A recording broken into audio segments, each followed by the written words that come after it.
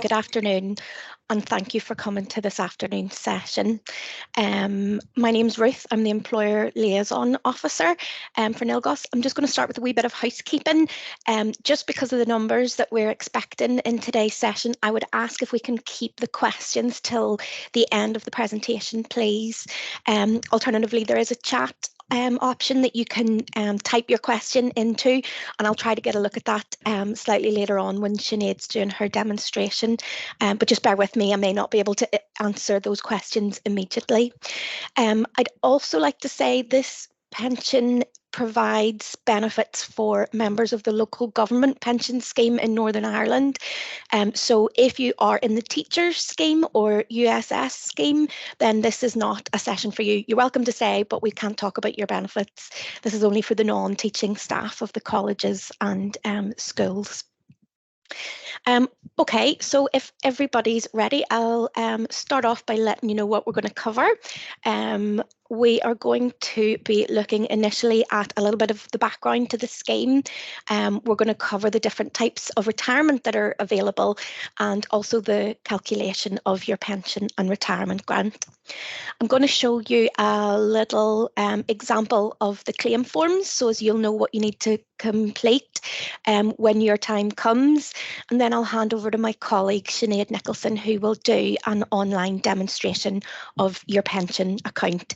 We'll have a couple of slides, and as I say, I'll be able to answer any questions that you have at that point.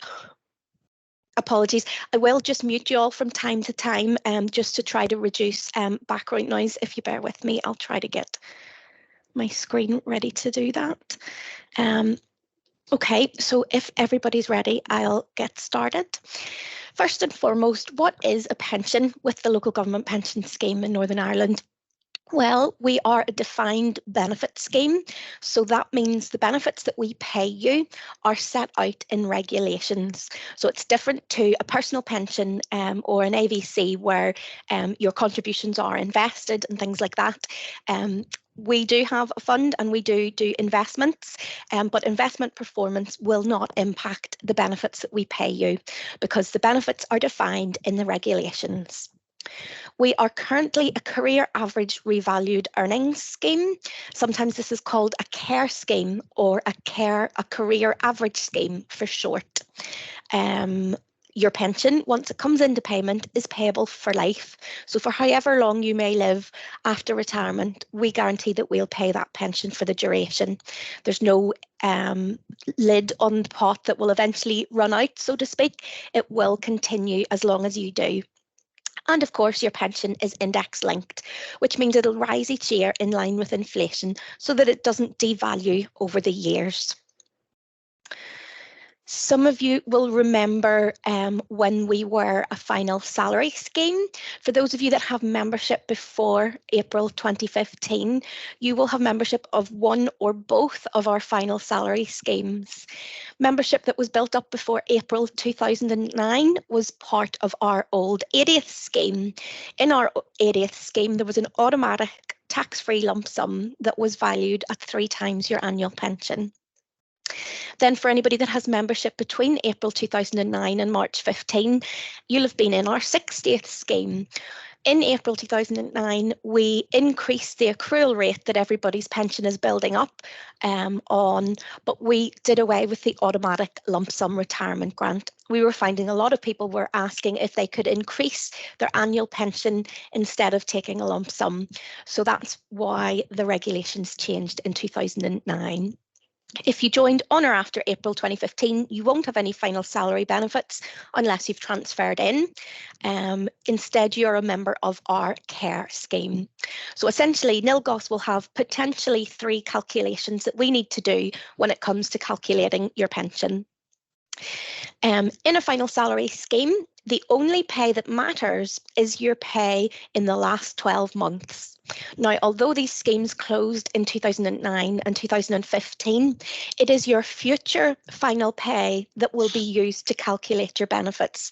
So it doesn't matter what pay you earned in 2009 or in 2015, it is still linked to your future final salary pay. It is important to note that in a final salary scheme, we use the full-time equivalent pay when we're calculating your benefits, whereas in the career average scheme, it's your actual earnings that we use to calculate your pension.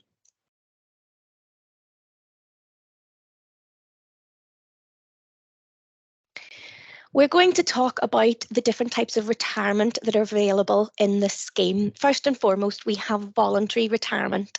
It used to be that if you wanted to retire before age 60, you needed your employer's consent, but that has been removed, and now you can choose to go early anytime from the UK minimum retirement age. Other than voluntary retirement, we also have flexible retirement, which is a type of partial move towards eventual complete retirement. With flexible retirement, you reduce either the hours that you work each week, or you take a job with less responsibility and less pay. And we will, at the point in time of the reduction, we will bring your pension into payment and give you the option to take a tax-free lump sum. With flexible retirement, you do continue working in the scheme in the reduced capacity post. So you'll be getting your part-time wages from your employer, you'll have your pension from NILGOSC, and you'll be contributing to the scheme, meaning that at some point in the future, when you do fully retire, you'll have another opportunity to take a tax-free lump sum. We also have redundancy and business efficiency. There's a slight difference between those in employment law, but as far as your pension goes, the same level of benefits will apply. Then, of course, we have ill health retirement, and I'll cover each one of these in a little bit more detail over the next slides. So voluntary retirement can either be early, normal, or late. Normal is the point in time that we will pay your pension in full without reductions. And this, in the career average scheme, is linked to your state pension age. And that's the point in time that we will pay your pension without any reductions. If you want to have your pension come into payment sooner than your state pension age, you can do so. Currently, that can happen anytime from age 55. However, the government has confirmed they are going to increase the minimum retirement age in the UK from 55 to 57 from the 6th of April 2028. Currently, we don't know what protections will be in place for all our active members who now have the ability to retire from age 55, so we'll have to watch this space and see what happens. If you want to retire early, you can do so and reductions will apply. And if you want to retire late, increases will apply. The only requirement is that benefits must be paid by your 75th birthday. This next slide details the reductions that would apply in the event of early payment. So, for example, if, like me, you have a state pension age of 68, if you were hoping to retire at age 55, you would be claiming your pension 13 years early. That equates to a 45% reduction of your care pot. I don't know about you guys, but I can't afford to lose half my pension, so I'm not retiring at 55, but I am assured that I'm not losing half my pension. I am instead having my pension paid out over twice as long a period of time. Essentially, the actuaries are funding these benefits to come into payment at a date in the future and will remain in payment for as long as you live. If you want to move that start date sooner, it means that we're going to have to stretch that over a longer period of time. And the intention is cost neutrality, so that you're not losing your pension, you're just getting it paid over a longer period of time. If you have membership of the old final salary schemes, they still retain a payable age of 65. So in that circumstance, if you were retiring at age 55, you would only have 10 years worth of reductions applied to your final salary benefits. This is why I have put in a slice of cake. Not only would I like to eat that cake right now, but also it hopefully helps to show you how each of your different memberships across the different schemes make up a different layer of this cake. When you retire, you will take one slice of your cake, and that will be made up of all the layers that relate to the different schemes that you've been a member of.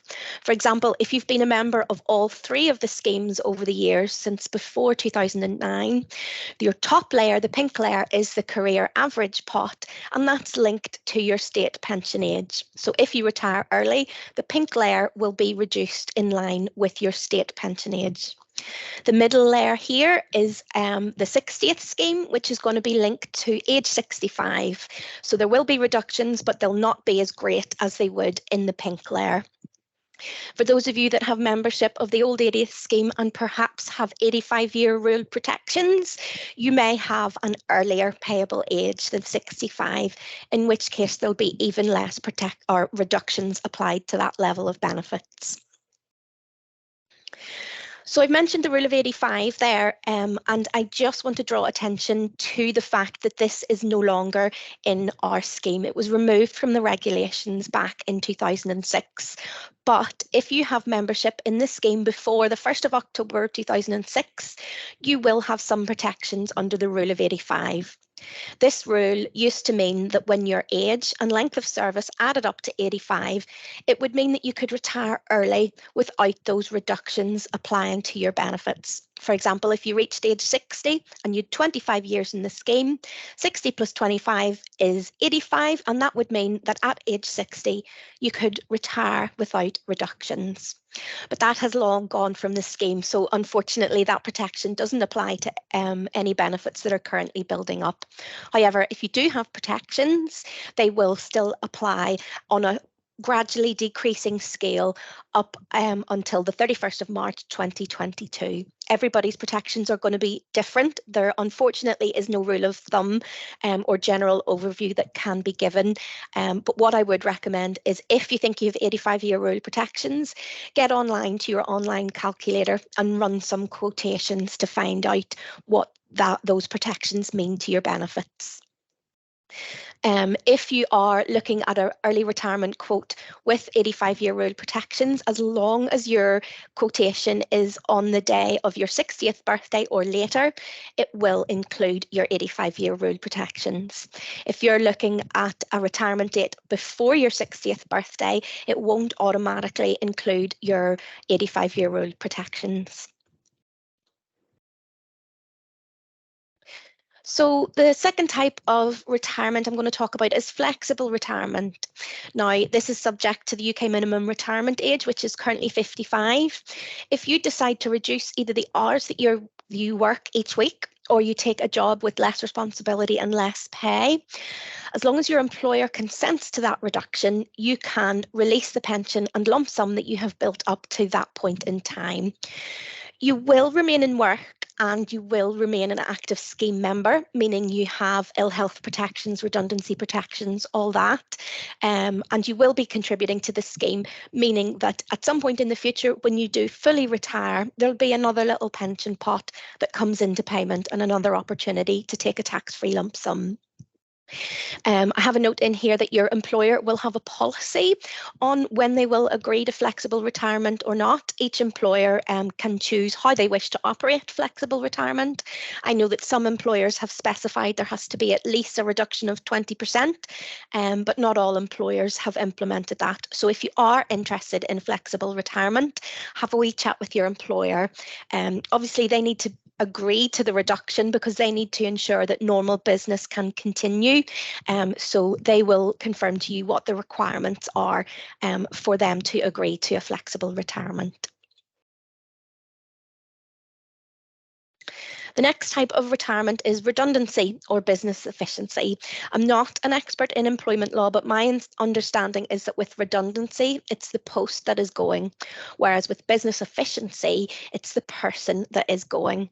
But as far as your pension goes, there is no difference. We will pay the same level of benefits. As long as you're 55 or over, when your employer makes you redundant or you terminate your employment on the grounds of business efficiency, we will bring that pension into payment from that point in time. Most importantly, we won't apply those reductions on account of early payment.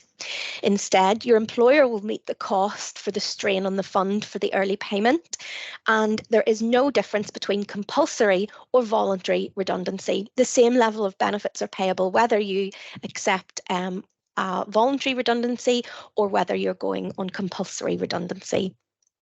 This is not a choice that the employer has. This is a protection that is built into the regulations. Your employer has the ability to award additional pension, but this isn't automatic, and there will be further costs for the employer if they were to do so. The next type of retirement, the last type that we're going to look at, is ill health retirement. Now, this is the only type of retirement that isn't subject to the UK minimum retirement age. This is payable at any age. The only requirement is that you have 2 years scheme membership at the point in time you apply. If you're permanently incapable of carrying out the duties of your job from now until your state pension age, you'll qualify for ill health retirement. And there is a 2-tier enhancement system. With tier 1, this is really for the most severe types of illnesses, really when you're never going to work again. If you're awarded a tier 1 ill health retirement by our committee doctor, we will pay you out the pension that you have built up to that point in time, plus we will add on an enhancement, and the enhancement is 100% of the future pension that you would have built up if you had remained a member of the scheme up until your state pension age. So if you like, that's your full pension. In our annual benefit statements, we do project to your state pension age in section 6. So that's a good indicator of the level of benefits you could expect to receive if you were awarded a tier 1 ill health retirement. If you're awarded a tier 2 ill health retirement, you still have to be permanently incapable of carrying out the duties of this job from now until state pension age. But there's a possibility that perhaps at some point down the line, you may be capable of undertaking gainful employment. And if that's the case, we'll still pay your pension. We still will add on an enhancement, but this time it's a quarter of the future pension that you would have built up if you remained working till your state pension age. This is a protection that we hope we never need, but it is very valuable should something happen and you do have to retire on health grounds. Okay, so we're going to look now at how a pension is actually calculated. And if you have membership before April 2009, you will have membership of the old 80th final salary scheme. In a final salary scheme, the formula for calculating a pension is your final pay. And again, that's your final pay in the future at whatever point you do leave the scheme. We multiply that by the years and days worth of membership you have built up in that scheme. We then divide it by the accrual rate. So in this example, I have used a pay of £22,000 with 20 years membership in the scheme. Multiply those two together and divide by 80, and that results in an annual pension of £5,500 that's payable each year. In this scheme, there was an automatic entitlement to a tax-free retirement grant, and that worked out as 3 times your annual pension. So in this example, that's a £16,500 tax-free retirement grant paid when they retire. Then if you have membership between April 2009 and March 2015, this was in our 60th scheme. It was still final salary, so it's still the same calculation, only this time the accrual rate is increased to a 60. And if you had membership from April 09 until March 15, you would have had 6 years in the 60th scheme. Keeping the example of £22,000 worth as the final pay, that would result in an annual pension of £2,200 paid each year. Apologies if you're not a numbers person, I will try to explain this slide as best I can, but this is an example of a care pot. And this, if we look at the bottom line, we can see the scheme year is 2015-16. And if you like, this is year 1. This is when the care scheme started. So we all started in April 2015 with an opening balance of 0. Then what happened at the end of that year, all of your employers contacted us and told us what your pay was for the year. Now, in this example, I have kept the pay in each year as £22,000. And it means then that we took that pay of £22,000, divided it by the build-up rate, which is 49. And it meant then that the earned pension in that year was £448.98. For simplicity reasons only, I've kept the pay each year at £22,000. So the earned pension each year is £448.98. But it is important to note that in a career average scheme, every year counts. So if, for example, you maybe have been acting up for one of the years in your care membership, that way you will have increased pay in that year. And if your pay is increased, so too will your earned pension. So if you work more overtime or you're temporarily acting up, if your pay gets higher in any given year, your earned pension will also be higher. The closing balance at the end of each of the years in the past was increased by inflation. And unfortunately, in year one, you can see at the bottom of this table that the inflation was actually minus 0.1%. And that meant that we had to reduce everybody's care pots. You'll see that the closing balance of 448.98 got reduced to 448.53. Thankfully, ever since then, we've had positive inflation, so we've been able to increase everybody's care account. But I do want to point out that the only time a negative inflation situation will impact your pension is when you are an active member. So if you leave the scheme either with deferred benefits or you retire and you have a pension from us, the worst that we will ever do in the event of a negative inflation is keep your value at the same value that it was last year. The only time a negative inflation will impact your pension is while you're an active member. I think the reasoning behind that is that while you're an active member, you have the ability to take steps and maybe pay extra to offset any reduction that may apply, but it only impacts you as you are an active member.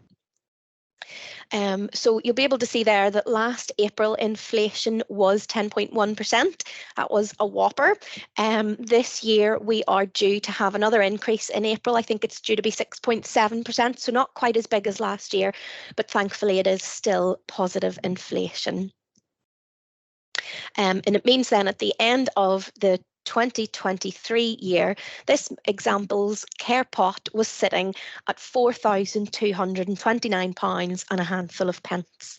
And that again is annual pension that we will pay every year once you retire.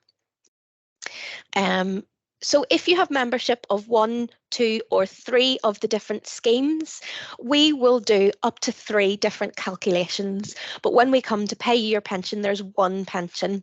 You'll see that in the example that we've worked through this afternoon, there was £5,500 from the old 80th scheme, there was £2,200 from the 60th scheme, and then there was another £4,229 from the care pot.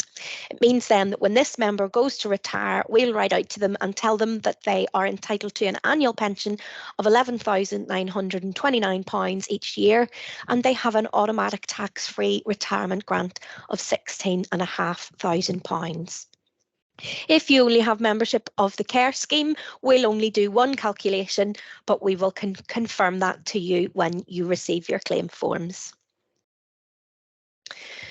So when it comes to retire, regardless of what type of retirement you choose, or regardless of what membership, what scheme you've had membership of, everybody who's an active member in our scheme has the ability to elect to take a tax-free lump sum instead of some of their pension.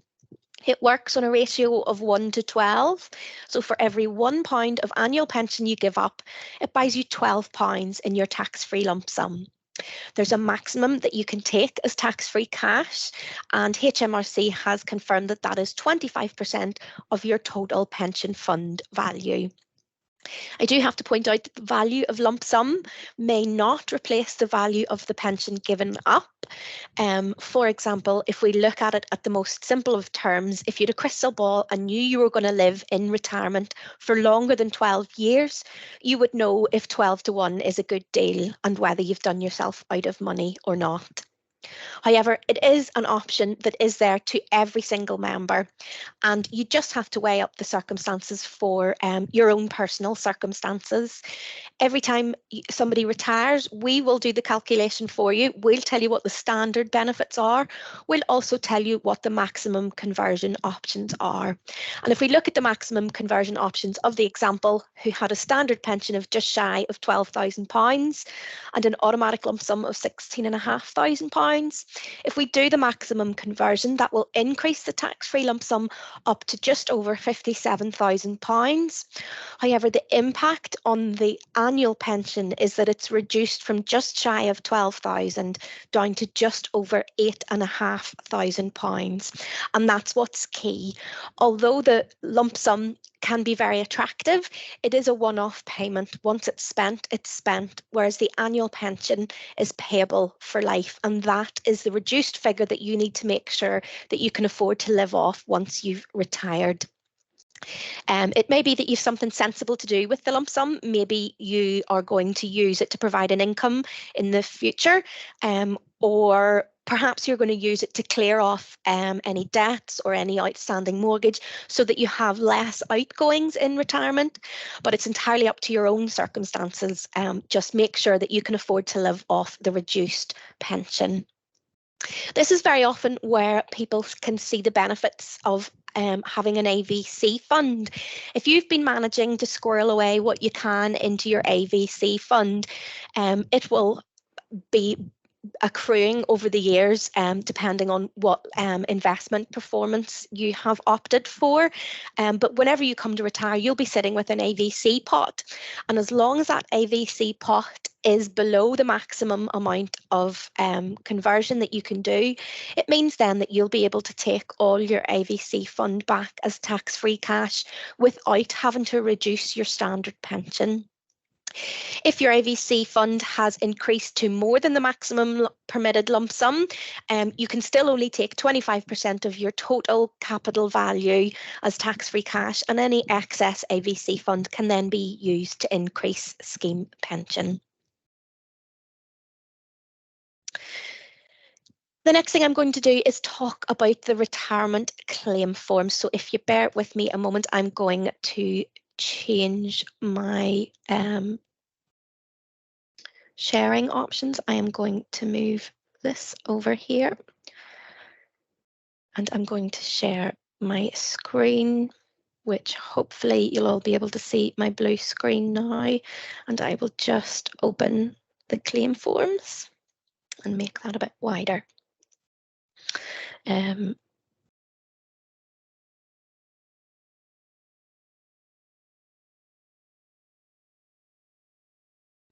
Okay, so this is an example of what the retirement claim forms would look like. When we send them out, obviously they will confirm what your standard benefits are.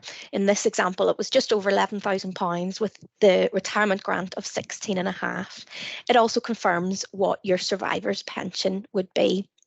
I'll not read it through it all for you. I'll let you do that when your time comes. But you will scroll over to Form 1, which is the biggie. This is the one that confirms what your conversion options are. We detail in the top of this table here what we call the standard benefits. So this is going to give you the maximum amount of annual pension. So that'll be the most income coming in on a monthly basis with your standard tax-free retirement grant. If you joined the scheme on or after April 2009, you won't have an automatic tax-free retirement grant, so this value will be nil. The next line we have in this table shows you what the maximum conversion option is. So this is where you're going to have the maximum tax-free cash option and the reduced annual pension. Important to note here that your conversion options have no impact on your survivor's benefits. So what you choose at retirement will not impact your survivor. If you know what option you want to go for, we go down here. We can either tick the first box, which tells us we're going for the standard benefits, which is the top line and the maximum amount of pension. Alternatively, you can tick the box in the second line saying that you're going for the max tax-free cash and the reduced annual pension. Your third option is if you want to go somewhere in between. Maybe you've got 30 grand left on your mortgage and you just want to clear it off. You want to convert as much tax-free cash just to cover that and then keep the rest as your annual pension. You can do that. Sinead will show you in the demonstration how you can find out these little in-between figures using your online calculator.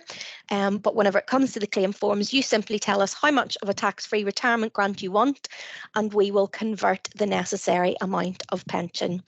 In some circumstances, you do have the option to defer payment of your pension to any point up until your 75th birthday. So that's what Form 1 looks like if you don't have an AVC fund. This next Form 1 is what it will look like if you do have an AVC fund. So we've got an extra little line in here. The standard benefits are still what we detail up at the top of Table 1. So that's still the 11,000 and the 16.5 tax-free retirement grant. But then we will confirm how much your AVC fund is sitting at. And in this example, I've just used £10,000. Down here in the options table, we have a couple of options. The top line here is where we want to take the standard tax-free retirement grant and also take my AVC fund as cash. So this is leaving you with the maximum amount of annual pension. You've got your £16,500 from your 80th scheme membership, and we've added on the £10,000 from your AVC fund. So you're getting £26,500 worth of tax-free cash. The next line is if you want to use your AVC fund to increase your pension and your survivor's pension. So we'll take that £10,000 and we will increase your annual pension and we'll increase your survivor's pension. The amount of extra pension it buys you will be dependent on your age at the time. These are just indicative figures. They're not accurate calculations. So this is your standard tax-free retirement grant and increasing to the maximum amount of annual pension by using your AVC fund to increase your pension. The last option is going for the maximum tax-free cash.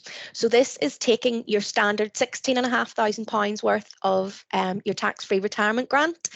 It's taking your £10,000 of your AVC fund as tax-free cash, but it is also taking some of your annual pension and multiplying it by 12 on that 12-to-1 conversion option to increase your tax-free lump sum, which in this circumstance increases up to £52,500.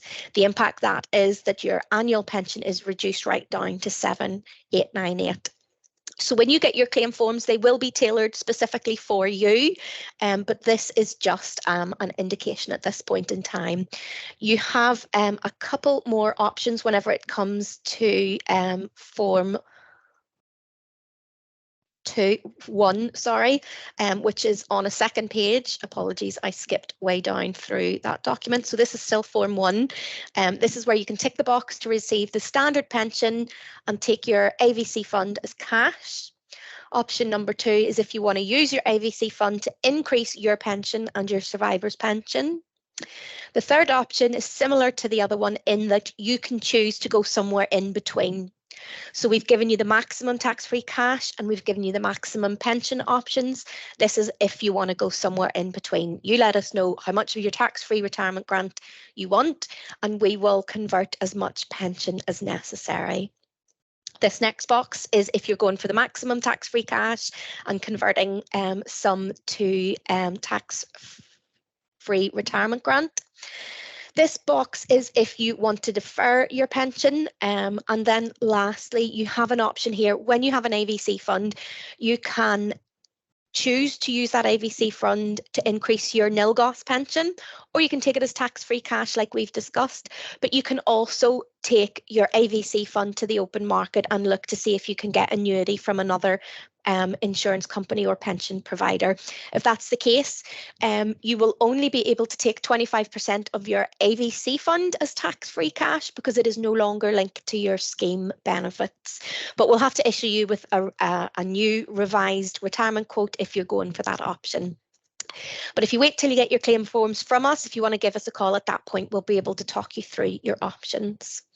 The rest of the claim forms are filling in your bank details and telling us if you have a spouse, things like when you got married and things like that, so as we can calculate the correct survivor's benefits in the event of your death.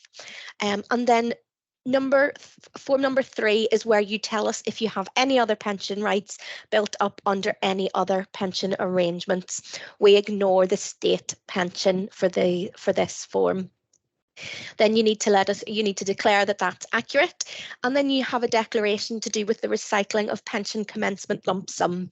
Essentially, this bit is because you have received tax relief on your pension contributions while you're paying into the scheme, then you've had a tax-free retirement grant that's getting paid out to you at the point of retirement. You then have to declare if you plan on using any part of that tax-free lump sum to fund additional pension contributions. If you do, that is known as recycling, and there are tax consequences to that. So make sure you've taken advice if that is what you plan on doing with your tax-free lump sum. Lastly, form 4 is if you have any other pensions in payment, you just need to tell us about it. Again, we ignore the state pension, and we'll be able to help you fill in the relevant section whenever we get there. At this point, I am going to stop sharing the claim forms. And if I just check my presentation. Apologies, I'm not great with technology, so it takes a couple of moments just till I get things switched round. And I'm going to present in Teams and hit resume. Hopefully now you should all see the presentation again.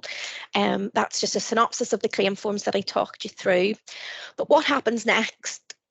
So once we have received your completed claim forms and we have your final details of your pay information from your employer, if you have an AVC fund, we also need to request payment from the Prudential or Equitable Life. But once we have all the bits and pieces that we need to be able to pay your benefits, we will process that retirement within 10 working days.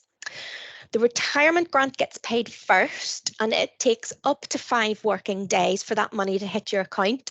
So this could potentially be 3 weeks from the date that we were first able to pay your benefits. And then your first normal pension payment will be paid at the end of that month because we pay monthly in arrears. Sometimes, just depending on the timings, if we've missed the payroll run for that month, it may be the start of the following month before you'll receive your tax-free lump sum from us, but it will also include the arrears from your first month's worth of pension. Then your next normal pension payment will be from month 2. Once you've retired, you do need to keep in touch with us. Tell us if you have a new job or if you've moved house. If any of your circumstances have changed, please do let us know, because that can impact on the level of benefits that we will pay out, for example, in the event of your death. So that takes me on to what happens whenever you die and what benefits are payable. Well, first and foremost, while you're an active member, your death grant is calculated as 3 times your annual pay. But once you retire, the calculation of the death grant changes. The death grant is calculated for a pensioner as 10 times the annual pension less what's already been paid. So if you like, we're guaranteeing to pay your pension for 10 years. If you die within those 10 years, we'll pay the balance of the 10 years worth of pension to your loved ones. It does also mean that once you've had your pension in payment for 10 years, then that extinguishes any death grant that would be payable. Separately from the death grant, there are survivors' pensions that can be payable. With the death grant, we ask you to tell us who you would like us to pay the death grant to, but with survivors' pensions, you don't need to nominate anybody. If you leave behind an eligible survivor at the point in time that you die, they will automatically receive a survivor's pension. What I mean by eligible survivor is the likes of a spouse, a civil partner, or a cohabiting partner. As long as you're free to marry them, we will pay a survivor's pension to them in the event of your death, and that is payable for the rest of their life once you've gone. We'll also pay children's pensions to any eligible children. For a child to be eligible, they need to be under age 18, or if they remain in full-time education, we will pay that up to a maximum of age 23. So in the event of your death, if you don't leave behind any eligible survivors, there are no survivors' pensions that are payable. You don't need to nominate them in advance because we will work that out when we're informed of your death.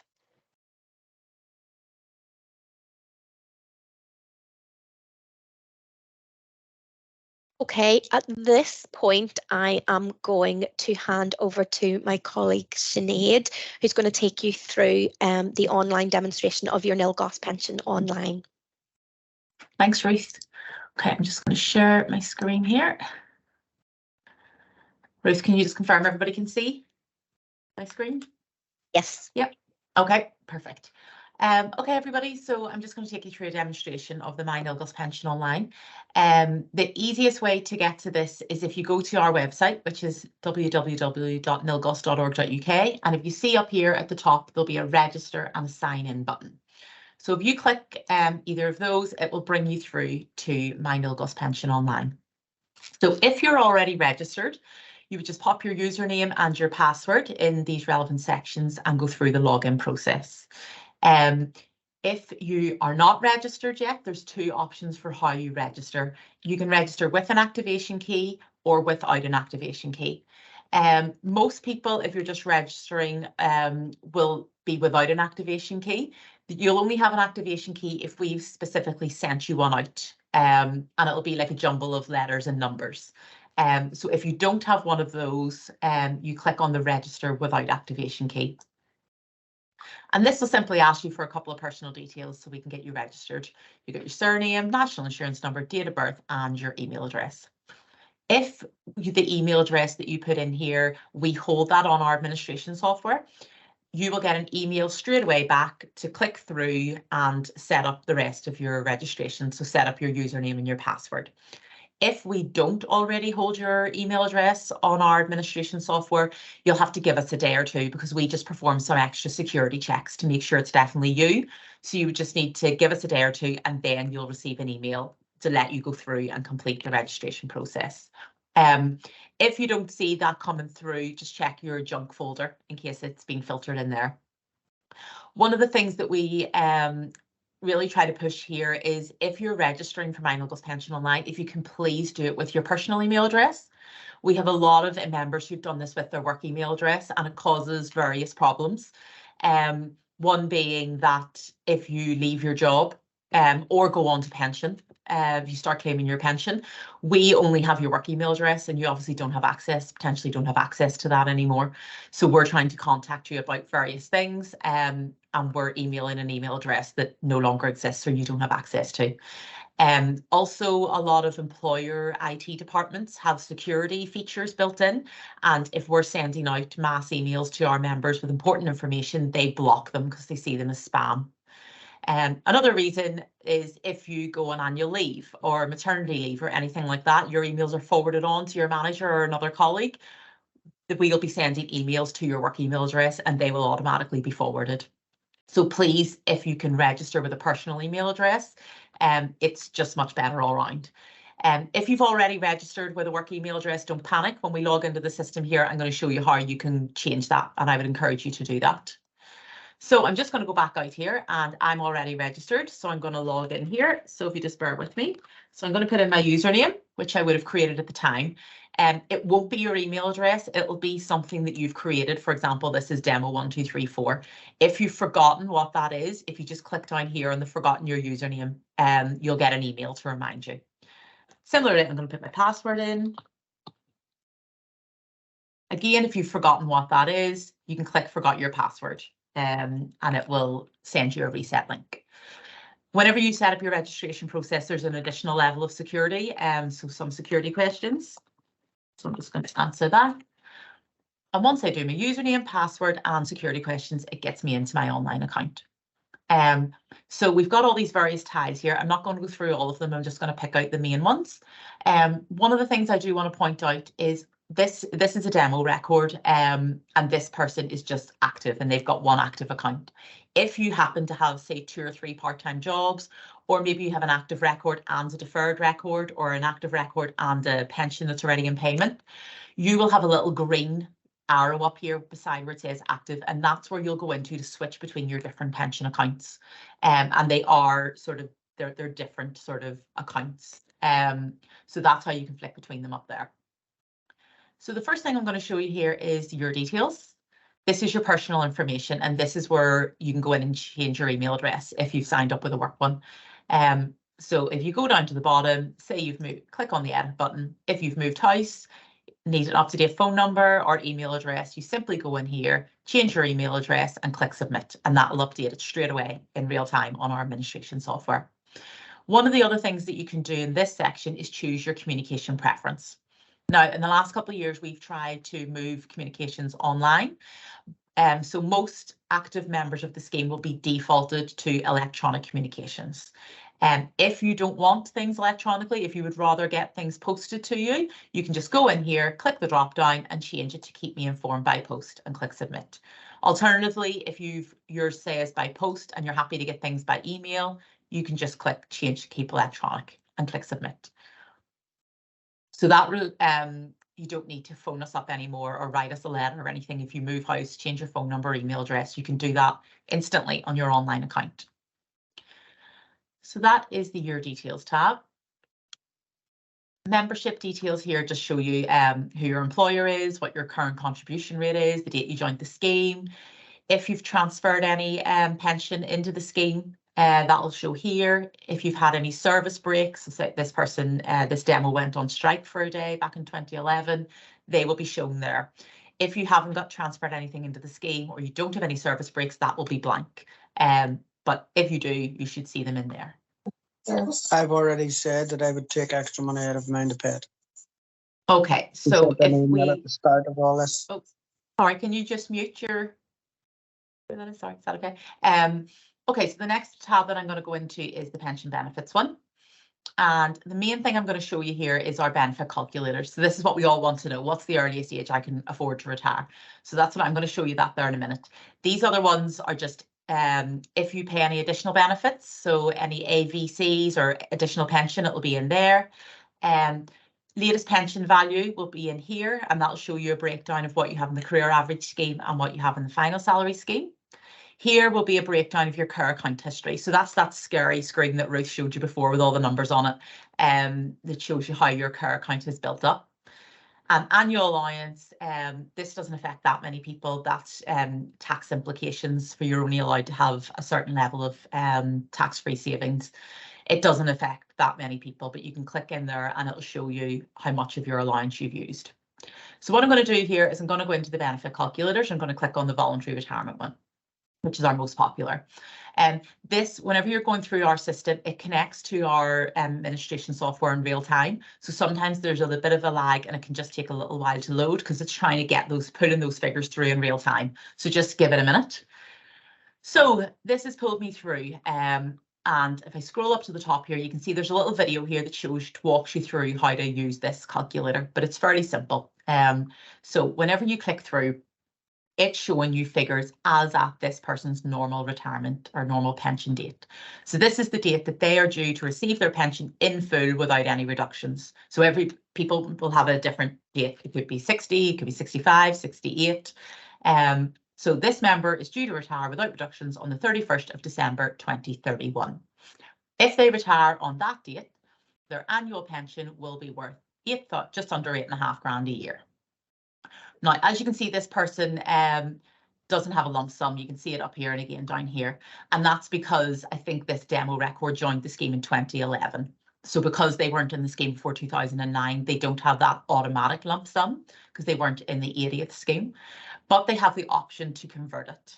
And this is where Ruth was talking about when you get your retirement claim forms out, where say you have 10 grand left to pay off your mortgage and you only want a lump sum to cover that, but you want to see how much that will reduce your pension by. You can simply click along here and you can use the slider option. It lets you go right up. I think someone asked a question in the chat of how do I know what my annual pension will be and how do I know what the maximum lump sum will be, which is the 25% of your pension value. This will tell you what that is. If you drag this over to the max, it will show you that the maximum lump sum this person can take is just over £36,000, and that will reduce their pension down to £5,438.44. And then you can pull it along to anything in between.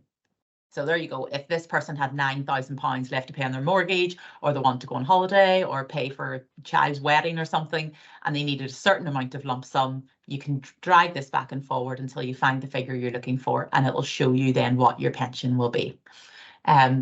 So this is great to go on if you can play about with it and see what impact, if you want a lump sum, what impact that will have on your pension.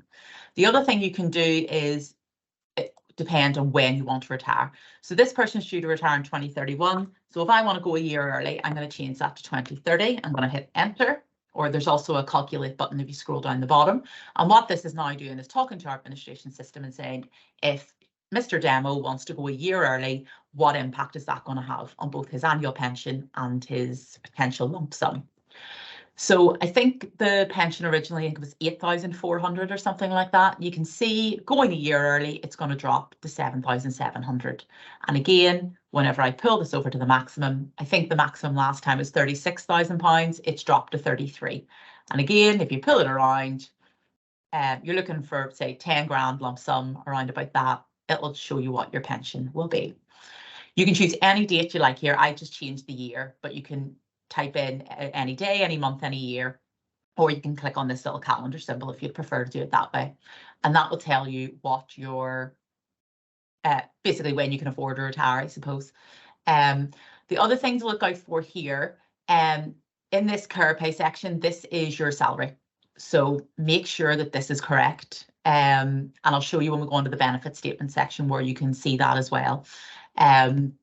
So you can change these figures. So as Ruth said before, your final salary is your sort of full-time equivalent. If you click into it, it'll give a little example. So that's your full-time equivalent pay. Your care pay is the actual pay that you received. So a lot of people, those two figures will be the same. But for some people, if you're part-time, those figures might be different, but that's why. So you can change that. You can put in if you know if you're getting any percentage salary increases you're getting. If you click on this little additional options button again, just gives you more information. If you're in the main section of the scheme or the 50-50 section of the scheme, you can choose to go into the 50-50 section of the scheme, which means that you'll pay half the contributions and build up pension at half the rate. So if you knew you were going to do that and you knew how long you were going to be in that scheme, you can put all that information in. We do, whenever people are playing around with this, we just say, be careful putting in information in here unless you know it's correct. You can't break the system or anything like that, or you can't erase your benefits. It's more if you put in, I think I'm going to get an inflationary increase of 10% and your employer gives you a 1%, your benefits are going to be way inflated, and then your expectations, you'll be disappointed. So if you're not sure about any of this additional information, best to just leave it blank, and better to be underquoted than overquoted. And you can also, down the bottom, you can download or print off a copy. So the great thing about this is you can do as many of these as you want in your own time. In the past, you would have had to phone us and ask us for a quotation. It'll take us several weeks to write out to you to do that. And you can also only ask us for one or two options. Here you can sit and you can do as many options as you want, and you can play about with it rather than just having to pick one or two and wait for several weeks for us to get back to you. So that's the voluntary retirement calculator. I'm not going to go into all the others, but just to quickly walk you through what they are. We've got a redundancy efficiency calculator. So that's if you're being made redundant at age 55 or over, you'll receive your benefits without any reductions. So you can calculate what that will be. Here is deferred benefits. So if you're leaving your employer and getting a new post, a new job with another employer who's not in the NILGOSC scheme, your benefits will potentially be deferred, and you can find out what the value of those will be in there. And death in service is if, God forbid, any of us die in service, you can go in there and you can say, if I died tomorrow, what would my loved ones receive? And that will show you both your death in service, like your lump sum retirement, your lump sum death grant, and any survivor pensions. That is all the calculators. The other thing I'm going to show you, just talking about the death grant, is the expression of wish tile. So this is where if you die, your loved ones will receive a lump sum payment. And in here is where you can tell us who you want to receive that. So this is different than the survivor's pension. The survivor's pension, as Ruth mentioned, is only available if you have an eligible spouse, civil partner, eligible cohabiting partner. So that's different. This is the lump sum one-off payment. So what you can do is go in here and say, I want to give this to my husband and my daughter. It'll ask you to, obviously, if you're doing this for real, put the name of your husband or wife in there, date of birth, proportion you want to give them, the date of marriage or civil partnership, and any contact details. So that's your spouse, civil partner. Down here, you've got the child beneficiaries. If you can press the little plus button, if you've got more than one child, you can add on all children, and the little minus button will get rid of them. And then we've got other beneficiaries down here. So this is where if you want to leave this lump sum, you can leave it to your mum, your dad, your niece, a charity, partner. So you can leave this to anybody. If you have a cohabiting partner, if you add them in the other beneficiary section, because up here at the top, it'll ask for a date of marriage or civil partnership. So if you can add them down here, that'd be great. So the only thing really else to point out here is that it's a limitation of the system where it only works in whole numbers. So these proportions must add up to 100, which you've got two people here, 50-50, that's fine.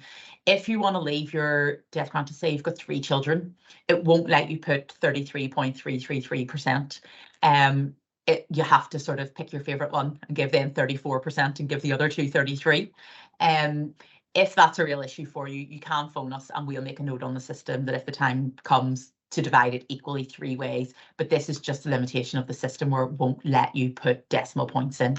But you can phone us if that's a real problem. We'll make a note. So the last thing just to point out here is if you go in and you check out your details and you're happy enough with them and you don't want to change them, if you can just get into the habit of once a year, when you get your annual benefit statement every summer, just go in and even if you don't change anything, click the submit button. And the reason why we ask you to do that is it sort of gives us a date and a timestamp. So if you filled in these details 20 years ago and you've never updated them, a lot can happen in 20 years. And if you die, we can have people sort of coming to us saying, say you've got a new partner or a new child or anything like that. It helps us a lot if we can say, well, this was Mr. Demo's wishes 6 months ago, rather than this was his wishes 20 years ago. So if you can get into the habit, even today, if you jump on your account, just go in, even if you don't change anything, click the submit button, and it just gives us an up-to-date date and timestamp. So it's important if you can fill that in for us. So one of the last things I'm going to show you then is your annual benefit statement. So every summer we'll send you, while you're an active member, we'll send you an email to say that your benefit statement is online, unless you've requested one by post. And this is where you find it. So I'm not going to go through the whole thing, but section 1 is your personal information. Section 2, it says this is what your pension has currently built up as of the 31st of March that year. It'll show you any survivor's pension. The reason why this person's sitting at 0 is because you can see up here they're divorced. So survivor's pensions are only if you have a spouse, civil partner, or eligible children. Down here, this is where, as an active member, we need you to check your pay. Make sure your care pay is correct. As Ruth mentioned before, every year counts in the career average scheme. And if your employer has provided us with the wrong pay, we'll bank the wrong amount of pension for you for that year. So if you can all please go in and just double check that that pay is correct. If it's not, if you can speak to your employer, they're the one who gives us the pay. So if you can speak to them, and then they can contact us if there's been a problem. And it's no problem, we can update it in our system, but it's just we don't want to find out years down the line that we've banked the wrong pension for you. So if everybody can just get into the habit every year of checking your benefit statement and check that pay figure and make sure it's right. Sinead, can I just jump in a wee moment there? Somebody's just asked, does pay include overtime? And in the career average scheme, yes, pay does include overtime. However, your final salary definition of pensionable pay will not include any overtime or additional hours. So that's sometimes why you'll see a different pay in your final salary pensionable pay than you will in your career average. Also, if you're part-time, your care pay will be your part-time earnings, whereas your final salary pay will be the full-time equivalent. So those two pay figures can be different, and that can be correct. But if in any doubt, have a wee chat with your employer, and as Sinead says, we can update if there's any issues. Thanks, Ruth. So I'll just get down to the bottom here. Section 5 shows you if you're any survivor's pension and any lump sum that you'd be due. It also shows you when your normal pension age is. So for this member, it's age 67, and it'll estimate the pension due at retirement. So that's your annual benefit statement. There's also a section there for notes that accompany the statement. Okay, so the last thing I'm just going to show you then is document section, and this is something that we're starting to hope to use a bit more. So there's a My Documents section here, and if I click in here, this will be any documents that the scheme have sent to me. So if you get an email from us saying we have uploaded such and such to your online account, this is where you'll find it. As you can see, this is a test account, so it's a lot of gobbledygook in here. Your documents should have a much more meaningful title, but if we've told you we've uploaded something, apart from your benefit statement, which is in that separate tab, your documents will be in here. And the last thing then is if we ask you to send us something, for example, if we need your birth certificate, your marriage certificate, anything like that, you can simply take a photograph of it on your phone and you can upload it to us. You don't have to post it to us or anything anymore. Or you can scan it into your computer. And if you click select files to upload, it'll open up your file explorer and you can attach that document and then click on the upload button. And that will send it straight to us without you having to post it or drop it into us or anything. So that's pretty much it for the My NILGOSC Pension Online demonstration. There are a few other tabs, but you can sort of go through them at your own leisure. So I'll hand back over to Ruth. Unless anybody has any questions, Ruth, relating to My NILGOSC Pension Online. I've taken a note for a couple of questions that came in at the end there that I will come back to. But for now, I'm going to go back to our slides. I just wanted to introduce you to some information that I found last summer. The government had been putting a lot of effort into finding out more about lifestyle choices and hopes for retirement, and they've actually published this information on retirementlivingstandards.org.uk. so if you're interested, do follow that link and find out more information. But essentially what they said, they talked to a lot of people that were coming up to retirement, and they talked about their income, their outgoings, and what sort of lifestyle they hope to lead in retirement. They also talked to current pensioners and asked, you know, how much do they spend on an average gift throughout the year, how many holidays they go on, things like that. And they've come up with these sort of guidelines. Now, this isn't fact, this is just an opinion that has been created as to use it as sort of a guide for you to start thinking about for your own types of hopes and dreams for lifestyle in retirement. What they're saying is that the minimum a single person would need in retirement is an annual pension of £12,800 a year. That will cover all your basic needs, and there'll be a little left over for fun. They're saying if you're in a couple, that between the pair of you, you need to have £19,900 worth of annual pension coming in. So in that circumstance, all that would be met from from your state pension alone if both of you are entitled to the full state pension. They're saying if you're looking at a moderate lifestyle where you have a bit more flexibility, a bit more financial security, maybe you're going on the odd holiday abroad, they're recommending you have an annual pension coming in of 23,300 for a single person, or for 34,000 between two of you if you're in a couple. Then the maximum amount is if you're planning on having 3 years abroad every single year and, you know, just living a life of luxury, you can always aim higher for those annual pension figures if you wish. But as I say, there's more information on retirementlivingstandards.org.uk, and these are based on 2022 prices, so they don't take into consideration any increases in costs in the last year, and they also assume that you have no housing costs. If you are going to have housing costs in retirement, you'll need to factor that into your sort of hopes and ambitions for your annual pension, and you'll have to add that on to the amount of income you're hoping to have. The other thing I wanted to mention then is your state pension. Your state pension is completely separate from your NILGOSC pension. Your NILGOSC pension will come into payment whenever you retire. So for example, if you retire early, you might go at age 61. If that happens, we'll pay your pension from age 61. However, there will be reductions applied. You can use the online calculator to see what those reductions would be to work out if you can afford to go at that time or not. And then you'll have to wait however many years until you reach your state pension age before that kicks in. State pension, the current full state pension is £10,600 per year, and you need to have 35 years national insurance contributions to qualify for that. I have heard that the state pension, the maximum state pension is increasing by 8.5% thanks to the triple lock. So that looks like it's going to be increasing to £11,500 later this year. If you have any gaps in your national insurance contributions, you can pay in certain circumstances to cover those gaps. There are times when you are having gaps that you will be automatically credited with contributions that year. For example, if you are not working but you're minding grandchildren, you can contact HMRC and you can qualify. You can use that time minding grandkids to qualify for your national insurance contributions. I've put in a link there to both check how much state pension you're entitled to. You can fill in a form and they will post you out a quotation of how much you can expect to receive.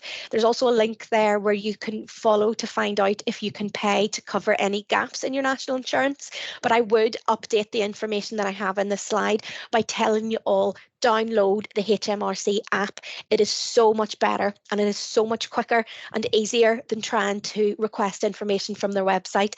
If you go to your app store and just search for HMRC app, once you download it, you will need your government gateway ID, but once you've logged in once, it makes life so much easier. It has your state pension entitlement right there at the touch of a button. It also confirms if you have your full 35 years. If you have any gaps that you're allowed to cover, it will tell you that, and you can click the link to go on ahead and do that if you so wish. But it is really, really useful. It can be a wee bit of a hurdle just getting logged in the first time, but if you already have your government gateway ID, it's no problem. You can get logged in and you'll have all that information there. I do want to point out that although it is the government who are setting our state pension age and indeed increasing it from time to time, payment is not automatic of your state pension. You do need to contact them and complete a claim form. So do that a couple of months in advance of your state pension age, so as to make sure that there's no delay to getting your state benefit paid. If you do want to defer payment of your state benefits, you can do so. I think the only reason you might want to defer payment of your state benefit is for tax purposes. But if you do defer payment, it's increased by 1% for every 9 weeks, which works out as an increase of 5.8% for each year you defer payment.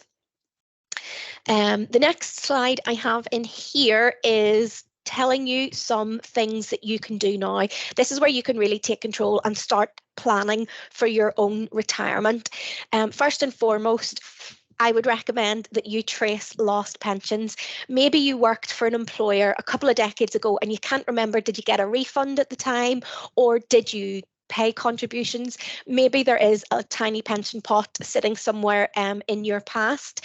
There are plenty of companies that if you put in, like, for example, a Google search, any sort of online search, they will come up with an awful lot of companies that will trace your pension for you. However, they are likely to charge you a fee. The government can do this for you for free. So why would you pay a company to do it when the government will do it for you for free? So there's the link if you want to use the government's pension tracing service. They will be able to locate your pension. Maybe a previous pension provider got bought over by somebody else and you don't know who is the current provider. This will help you locate any lost pensions. Also, get online and request a state pension quote, or use the HMRC app and find out if you're entitled to that full state pension. If not, find out if there's anything you can do to make you qualify for it. There's also some help here if you want to keep track of spending, both now in the current financial crisis we're all facing, or indeed in the future whenever you do retire. The government has a branch called Money Helper. That they have, I put the link in there, where they have a budget planner. You can either use that for now based on your current circumstances, your current income and outgoings, or you can use it as a projector for the future when you retire, what your pension is going to be, what your bills are going to be, and that can help you plan your budget. There's also a link in there for a midlife MOT. Now, the Money Helper do recommend that you're age 45 or over if you do your midlife MOT, but I think there's no harm in doing it regardless of what age you are. I'm not quite 45, but I ticked the box to say that I was, just to run through this, and it was actually really helpful. It highlighted some areas that I simply had not considered factoring in. It also helps you prioritise. If you do have debts, it helps you work out which ones are most important to get paid off first and things like that. Your online account, as Sinead said, you can't break it, you can't erase your benefits, you can't wipe out your pension, and I would recommend that you do give it a go. You go online, click on everything and find out what it does. Start to plan for your own retirement, put in your requested retirement age. Maybe you want to go at 60, find out what your conversion options will be, find out if you're going to have to make any additional contributions to make your hopes and dreams come true in retirement, or indeed find out if you're going to have to just accept that we're going to have to work on a little bit longer to afford the lifestyle that we hope for in retirement. Also, if you've got anybody that has in this session that has joined in the last 12 months, there are some options that are only available to you in your first year of joining. Things like transferring in from another pension provider, or aggregating or combining multiple NILGOSC pension pots. If you wish to do that, you can only do that in your first year of joining or rejoining. So get a wriggle on and request those forms if that applies to you. Finally, if you're looking for any assistance or any guidance, as I mentioned, the government has this branch called Money Helper. They have PensionWise, which I've put the link in for you there. They can give you guidance on any sort of circumstances that you may have or queries that you have in relation to your pension. They know the local government pension scheme inside out. They know it very well. The only thing they won't be able to do is confirm figures for you. So you'd need to come to us or your online account if you want figures. But if you just want to talk in general, or if you want some guidance on your finances in general, you can contact PensionWise. They'll do either a telephone face-to-face or remote session with you. Other than that, the government has been cracking down hard in recent years on pensions liberation, but they have stressed that there are warning signs that we should be letting you know that you can watch out for. So things like contact out of the blue. If you've received a text message or an email or a phone call and you haven't requested that contact, that is actually illegal, and you should report that company to the Information Commissioner's office. Similarly, if somebody is promising you high returns, nobody can guarantee high returns. So this is an alarm bell that should start to ring for you. Similarly, if they're offering upfront cash incentives or they're saying you can access your benefits before 55, nobody can do that. And it is an alarm bell and you should take heed about that. Similarly, if they're putting limited time offers on you, I know that we have some time limits, for example, transfers, they must be done in their first year. We're not talking about that sort of a time limited offer. We're talking about if somebody's putting pressure on you to make a decision now or immediately or soon. Any reputable company is not going to do that. So if that is happening, do listen to those alarm bells and trust your gut. If it sounds too good to be true, it probably is. I would recommend that you just cease contact if you do have alarm bells. A reputable company will not mind you taking additional steps to verify that they are a reputable company. So don't be afraid of doing that if your gut is telling you that something is too good to be true. But other than that, Sinead showed you our website. There's a plethora of information on our website. There is a really handy search box. If you click in the downward arrow in the top right-hand side, if you want to find any more information out, apologies while I pick up my notebook. Somebody had been asking about McLeod. If you want to know any information to do with McLeod, you can type McLeod into that search box and it will bring you up every hit of McLeod on our website. While I'm talking about McLeod, I just want to say that in the local government pension scheme, any protections that you may have under McLeod, they are automatic. So you don't need to make a choice or fill in a form or anything like that.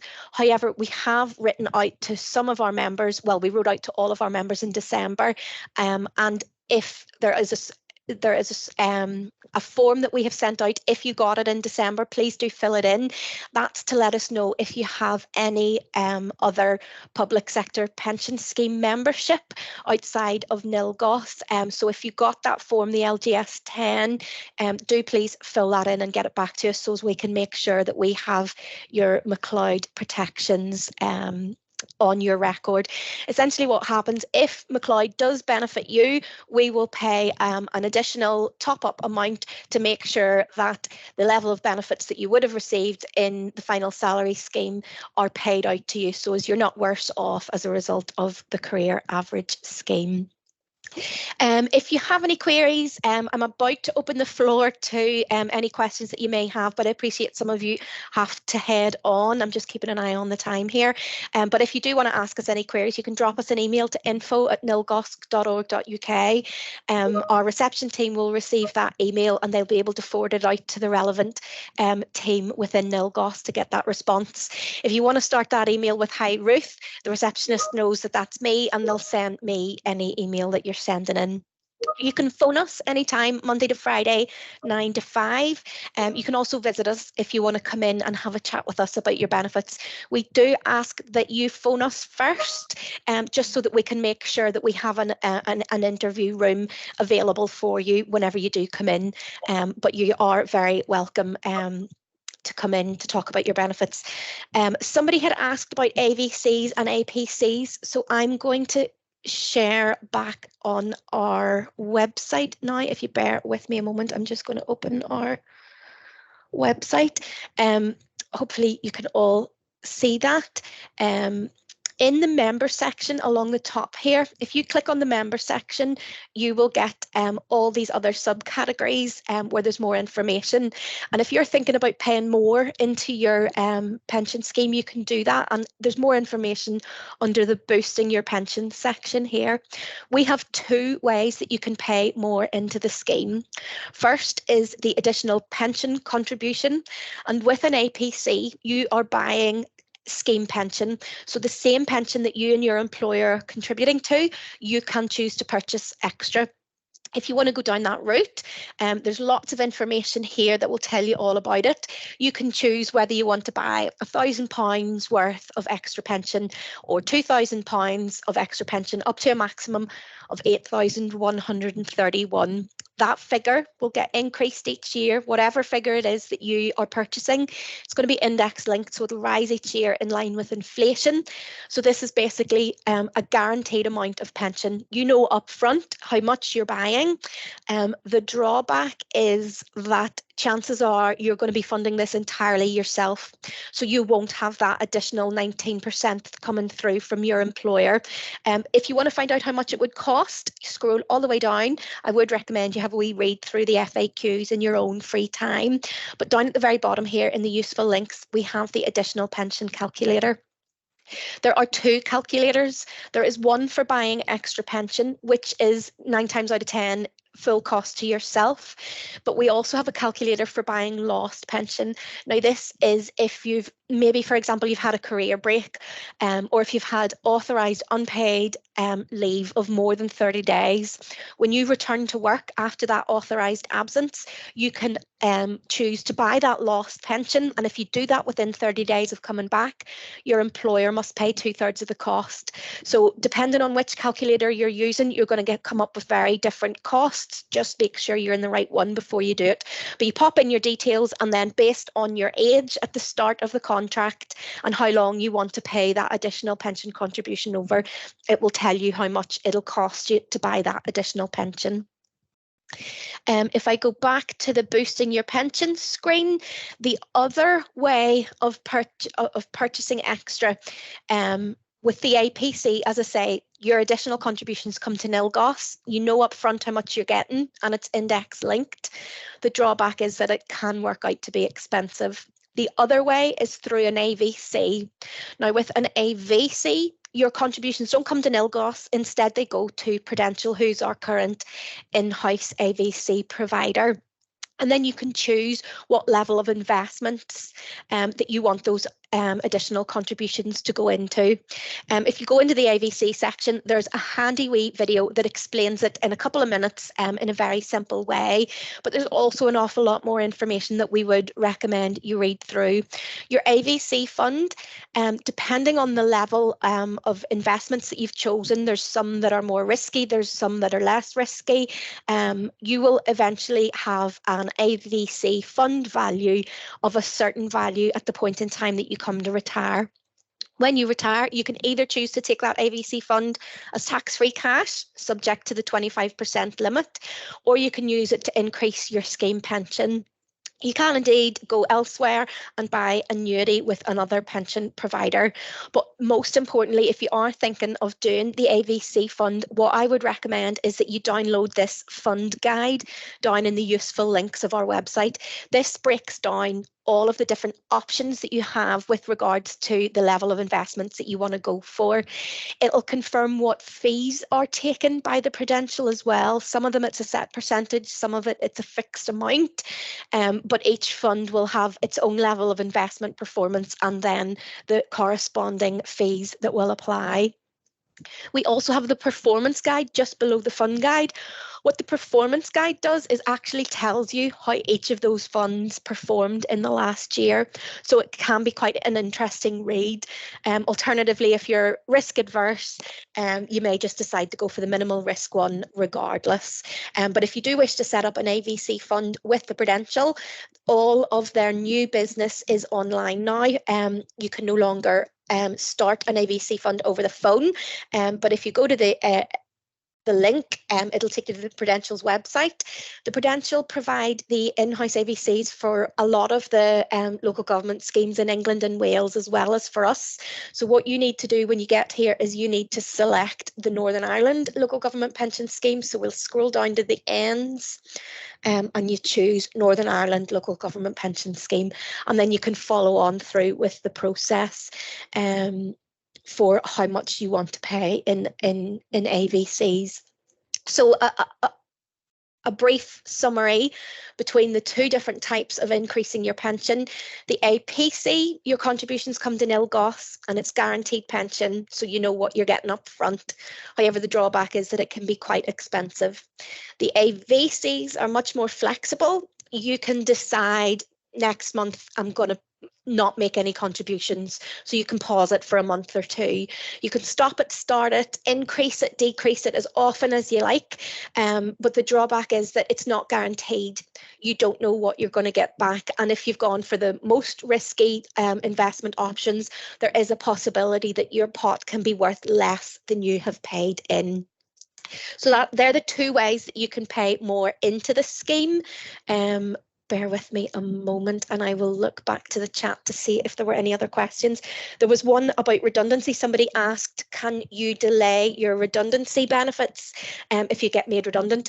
You can't, and I'm not sure why you would want to, but if you're made redundant and you're 55 or over, then you will have... Apologies, I'm just going to mute you all again now. Sorry about that, because the background noise gets a bit loud. So if you're made redundant, no, you can't delay payment of your benefits. Somebody else had asked for more information on the 85-year rule when that applied. If you look back to slide 9, that confirms the details for 85-year rule protection. To qualify for 85-year rule protections, you need to have membership before the 1st of October 2006. So if you join the scheme after that, you don't have any 85-year rule protections. 85-year rule protections started off with the oldest membership receiving the most protection.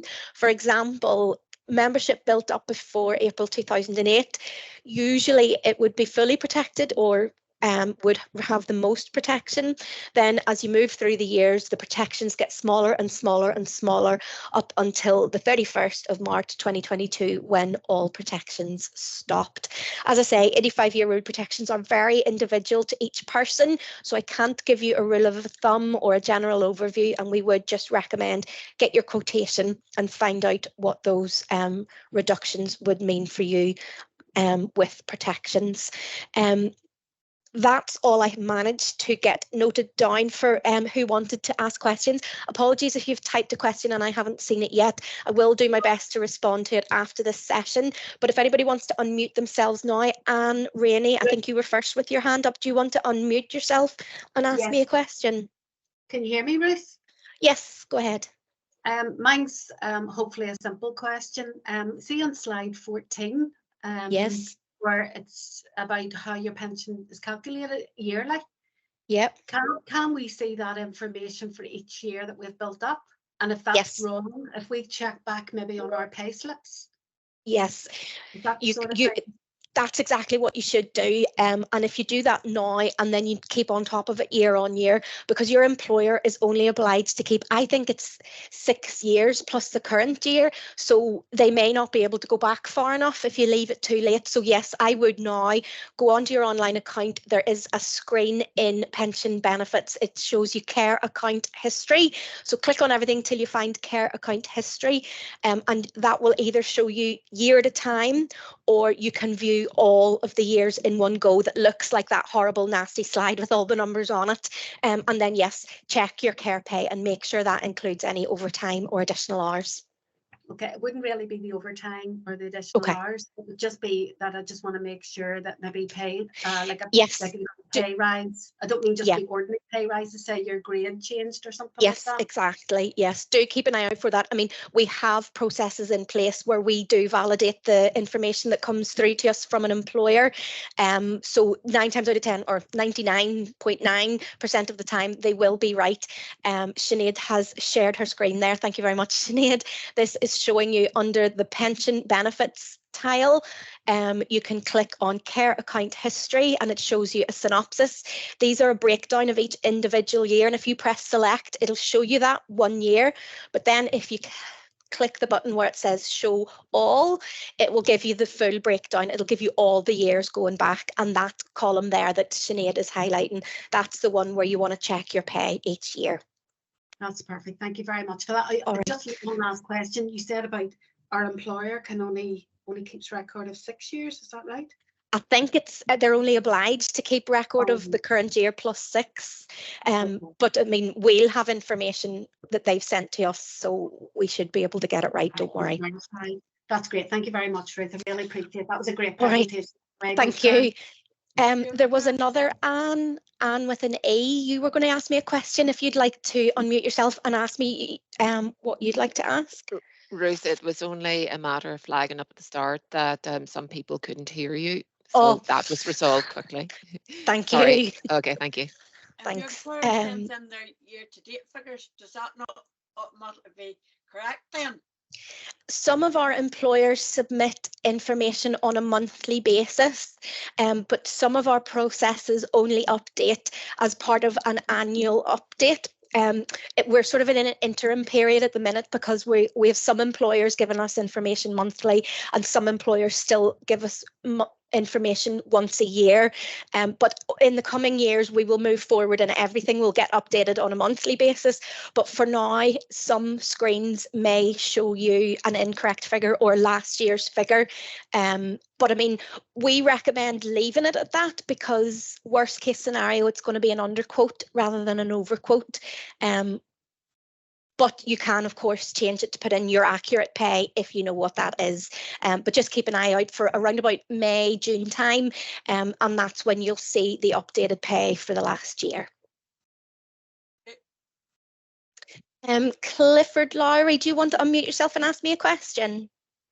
My question was regarding the final salary portion of the calculation. Yeah, so I'm age 62 and I began employment with EA in 1989. Yeah. And my question is that I've been acting up for quite a while now. So the question is that portion of the calculation based on the actual salary that you're getting paid, or is it this substantive post or point that you maybe were on like 4 years ago or something? And it depends. Yeah, sorry, so it depends on what your employer has told us at the end of the year. If they've told us your substantive rate, it will show you the calculation based on your substantive post. However, if they have given us the pay that you actually applied under final salary purposes, including your acting up or your secondment, then you will see that. So Sinead has opened the calculator here that shows you the care pay plus also the final salary pay. So what is used in the calculation depends very much on what your employer has told us, but you can check that by looking at this. In this final salary pay, if you knew that 27,900 was your substantive post, yes, and you wanted to see what the final salary portion would be based on your actual acting up pay, you can then delete that 27,900 and you can replace it with whatever figure is the correct figure for you acting up. But I do want to point out that the acting up, if it's not permanent, it's only going to be based on your higher pay if you leave within 3 years. So if, for example, you've been acting up for 5 years, and then in 3 years' time you come to go back to your old post, we can only use the acting up pay if that is within 3 years of you actually retiring. So if you're 62 and wanting to go at 65, you'll want to make sure that acting up happens in one of those last 3 years. Right, I probably need to have a one-to-one with someone. Certainly. Also, my overtime hours are contractual overtime hours. Okay, in that case then that will be included in your final salary salary pay. Apologies, yes, any contractual overtime is included in your final salary. Yeah. Yes. Oh, well, I'm glad to hear that. Yes, but yeah, I think I need a one-to-one just to hammer it out. So can I encourage my employer to contact yourselves and give you an updated figure for? No. Unfortunately, we can only take it either monthly or annually, depending on where we are in this interim period of getting everybody moved to the new system. So no, unfortunately, we can't speed it up. But I mean, you can use the calculator to put in your up-to-date figures if you wish. Okay. Right. Okay. All Thank right. you. Thank you. Raymond Hamilton, do you want to unmute yourself and ask me a question?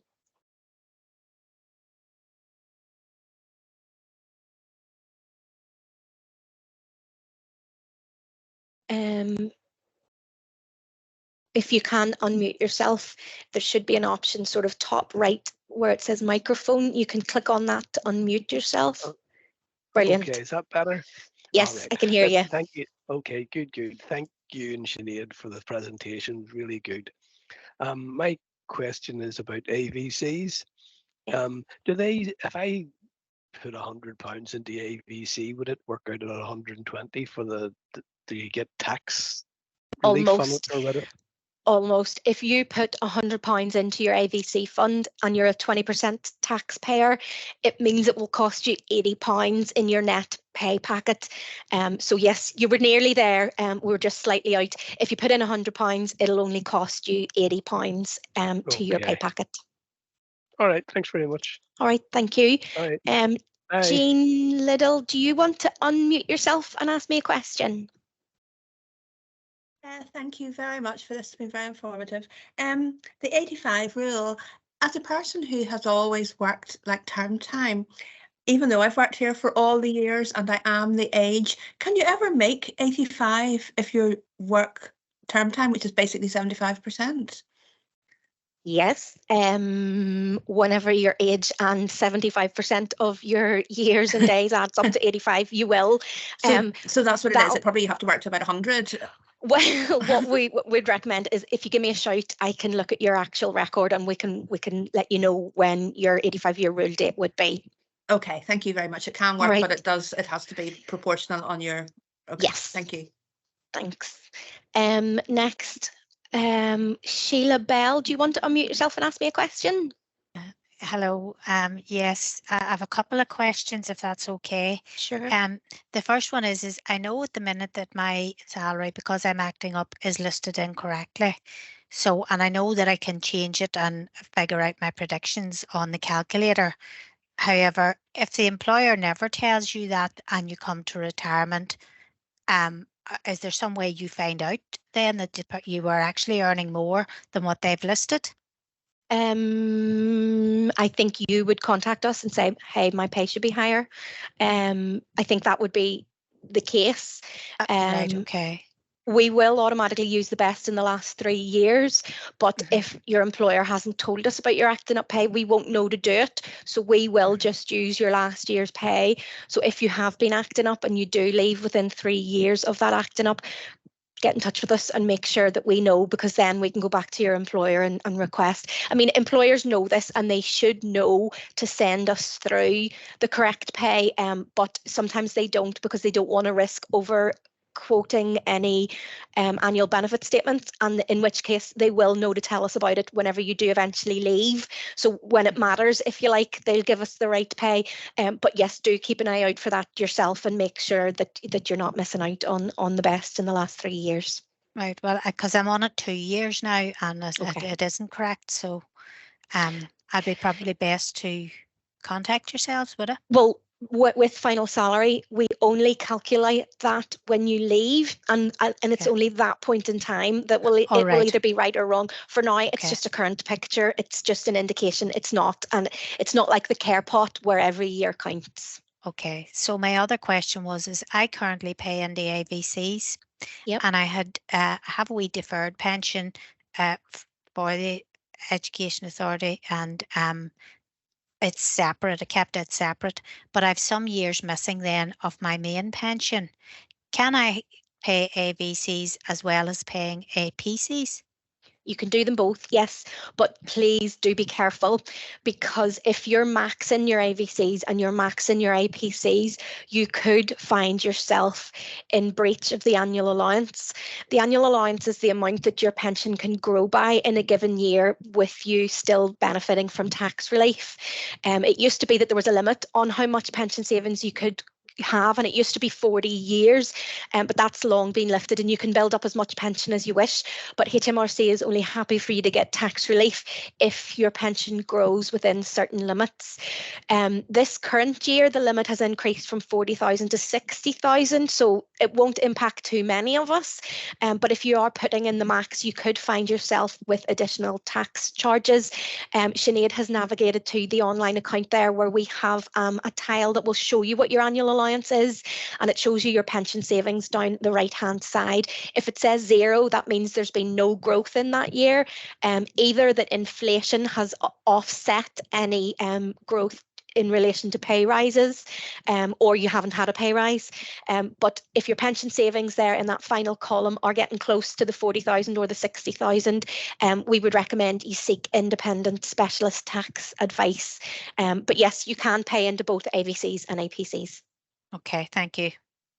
Thank you. Who next do we have? Is it Gary Wilson? Do you want to unmute yourself and ask me a question? Yes, it's about ABCs. Okay. I've got an ABC, and it when I can take it at 65, but the rest of the pension age is 66. If I take that at 65 without taking, would it be possible to take that as by taking part of my pension at 65? Can I just check, is it an in-house AVC or is it a freestanding, standalone AVC? It's with Prudential. Okay, if it's one of our in-house AVCs, you can only claim payment of that when you retire, because it's linked to your NILGOSC pension. And the reason for that is so that when we're working out the amount that you can take as tax-free cash, we're including all the value of your scheme benefits as well as your AVC fund. And that's usually what gives you the ability to take it all as tax-free cash. If you don't want to take the two at the same time, my understanding is that you would have to transfer your AVC fund away from the Prudential and transfer it to another AVC provider, in which case you would be able to access it without retiring. So for example, if you get to 65, you could access your AVC fund if you transfer it away from being linked to your scheme benefits. However, the drawback if you do that is that you can only take 25% of your AVC fund as tax-free cash if you've transferred it away, essentially because that will be a separate pension pot. So instead of being linked to your scheme benefits, it'll be a pot in its own right. So you can only take a quarter of that pot in its own right if you take them separately. Does that answer your question? Yes. In other words, I would need to, if I wanted to work on for a period of time, or maybe even take flexible retirement and work on, can I not access that as part of? You can only access it if you retire. So if you take flexible retirement, yes, you can access it. But if you keep on working on, you can't access it unless you transfer it away, in which case you're losing out the benefit of being able to take it all as tax-free cash. It's because it is such a tax-efficient savings vehicle. HMRC is only happy for you to get all that tax relief if it is a bona fide retirement. If you're looking to do something sensible with spare cash that you can maybe dip into before retirement, then there are tax efficient savings vehicles out there. But when you put it into your pension, you can only access it when you retire. Thank you. Okay, thank you. Francis Fulton, would you like to unmute yourself and ask me a question?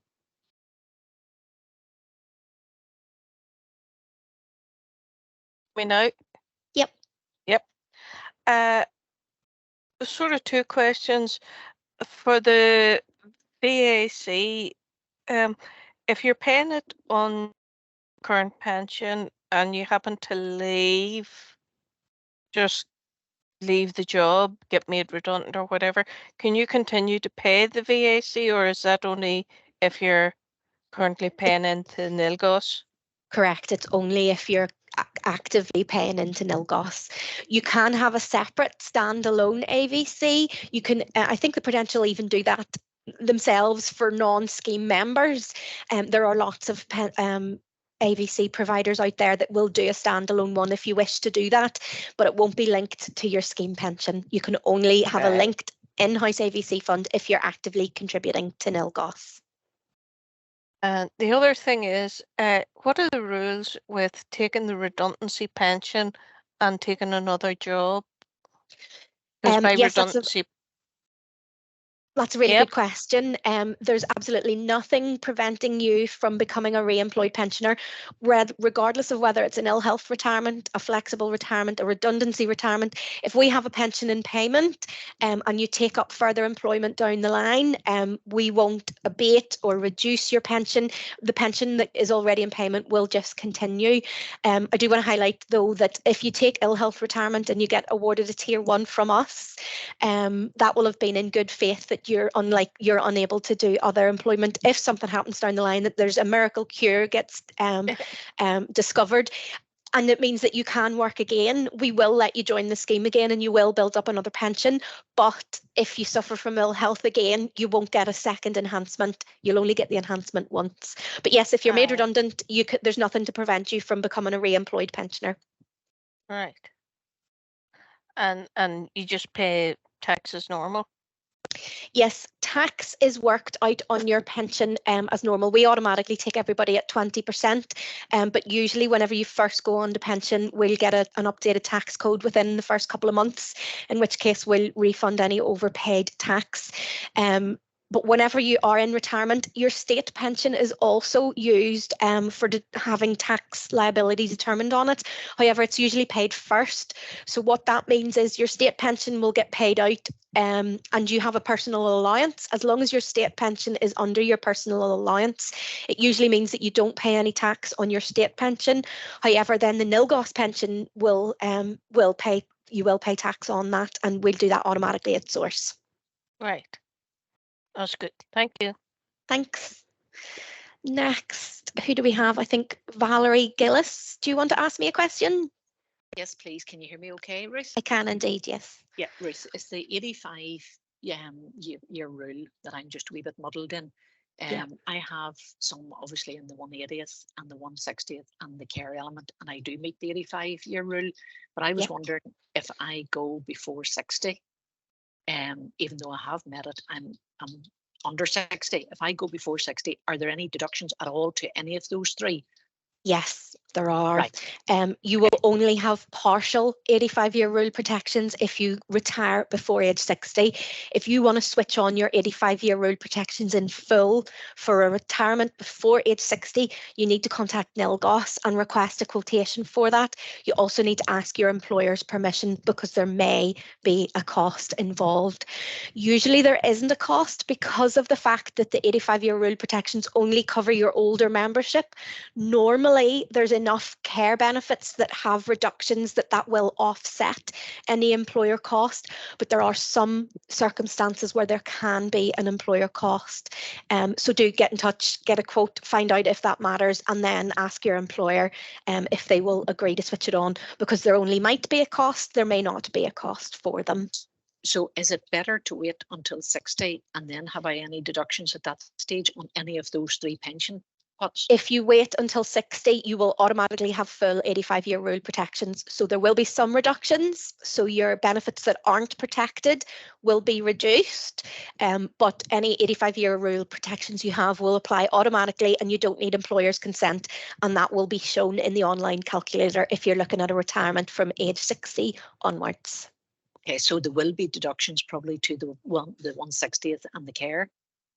Yes, there may be some to the 160th. There's different periods of membership that will have different amounts of reductions applied, but that will all be included in the online calculator if your retirement date is age 60 or above. Yeah, it's just I'm looking at the voluntary exit in the FE sector, and I'm thinking, because there's no deductions applied, so I could go exactly if that's redundancy with no deductions. Exactly. Yep. So you're probably better off doing that. Yes. Yeah, that's perfect. Thank you so much, Ruth, and thanks for your No presentation. problem. It was brilliant. Thank you. Thank Next, we have Donna Weir. Do you want to unmute yourself and ask me a question? Yes, I'd just like to check. I have joined the Education Authority when it be in the legacy time in 2000, but I've had a number of different jobs, and I probably have a number of different NILGOSC accounts. Or so, do they be all taken into consideration to build up? If you have separate pension pots, we will have separate calculations for you. If you go to your online account, Sinead is showing you on the screen here where she's circling where it says the word active. Yeah. If you have other deferred pots, there will be a drop down triangle just here where the mouse is. And if you click on that, you'll be able to see in the drop down list all your other pension pots. Now, that does mean that you have to click into each one and do your own calculations in each one and then add them all together separately. But one of the benefits of having them separate is that you can bring one into payment early without retiring from your current post, whereas if they're all in the one pot, they'll only get paid at the point in time you retire from your current post. But if you're within 12 months of rejoining the scheme, you do have options to combine, but you only can do that in your first 12 months of rejoining the scheme. Yeah, I think I did that at one stage, but I didn't do it at other stages. So probably, and then I transferred from a previous employer from 91 into that. So that'll probably show up somewhere. Yeah, have a wee look at your online account. If it's not making any sense, you can give me a wee shout. Next week's probably going to be better now than the rest of this week, and I can talk you through the various bits and pieces.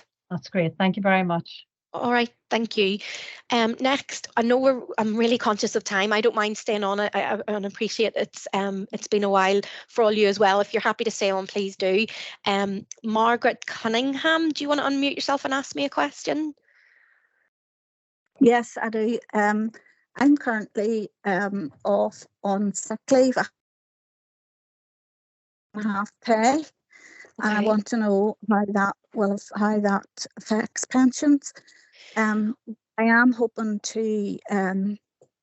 I don't think I'll be able to return to work because of ill health, but and I'm just worried what way that will work. Okay, well, while you're off on sick leave, you are protected in that when your pay is reduced either to half pay or all the way down to no pay, your benefits will still build up at it's a figure called APP, assumed pensionable pay. Essentially, what your employer has to do is they have to give us your unreduced pay figure. They will still pay employer contributions on that higher level of pay, and your pension will still build up at that higher rate as well. So you won't lose out while you're off sick, and if ill health retirement does go down the way, we will use the APP for calculating your enhancement as well. If you want to give me a shout at some point next week, I can talk to you individually just about the ill health retirement process, if that would be of any use. Oh, that would be perfect because I'm worried sick about it. Yeah. I'm sure. Just give us a shout next week and we'll talk about it for you. Thank you very much, Ruth. Thank you. Thank it's you. An excellent presentation. Oh, thank you. Pat Parr, would you like to unmute yourself and ask me a question? Hello. Hi, Pat. Hi, Ruth. Firstly, many thanks for your very professional presentation here this afternoon. I found it to be very informative and very beneficial. Thank you for that. I have two questions to ask you, please. The first one being in relation to final pay. Throughout your presentation, you referenced with regards to calculations being based on your final pay. Am I right in saying that that would be, say, for example, over your last year, if half of that pay was at one rate and then you got an increase and half of the pay was on the other rate, it's based on the year as opposed to, say, for example, on the day that you left the previous month, your pay went up. It wouldn't be calculated on that month. It would be calculated on the previous year. You are spot on. You're exactly right. It is the pay that applied over the 12-month period. So yes, maybe you've 3 months at the higher rate and then you've got the rest of the year at a lower rate. So yes, it'll be like a smoothed pay over the last 12 months. That's correct. Okay. Thank you. And the second question, is there a better time in the year to retire than others? the end of the tax year, the start of the new tax year, your last birthday? Is there a good time or a better time? NILGOSC staff can't give any advice, so we can't tell you if there is or if there isn't, but what I can tell you is that each day counts. So the longer you're at the higher rate, the more benefits you'll get for that. Maybe you are looking at maximising tax efficiency. If that's the case, you'd need to speak to an independent financial advisor who could work out if there's a better time of the year to retire or not. As far as your NILGOSC pension goes, no, because every day counts. So from our perspective, there's not, but a tax specialist might be able to tell you something I don't know. Okay, and just finally, in relation to the penalties that are imposed by going early, one would assume then that, say for example, if I was 4 years out from my state pension, and I was sitting at an age, would I not be best waiting until my next birthday, and then I would be calculated on a 3-year penalty as opposed to a 4-year penalty? I think we use years and days, so we do smooth out the exact portion. So being 1 day beyond, well, being on exactly 4 years away will have a bigger reduction than being 3.5 years away or 3.75 years away. So the closer every day counts, the closer to your normal pension age, the less the reductions will be. But there's no cliff, it's smoothed, every single day counts. Thank you very much for your replies. I appreciate it, and good evening to you. Thank you. Who have we got next? Is that Colin McKenna? Do you want to ask me a question? I do, Ruth. Thank you, Ruth. Thanks very much for that. That was first class. That session, it was really professional, as the previous guy had said. Ruth, if I could, it's the 85-year rule, and I tell you, I'm at an age. I'm 60 plus. I'm watching what I say because there's people sitting around me. Right, early 60s, but I joined in 1986 until 2010, and I have now come back in May 2017 until the present, and let's just say I'm 61, right? Do you again, if I go in November 86 or May, is that counted as a full year or half a year, or is it not counted at all?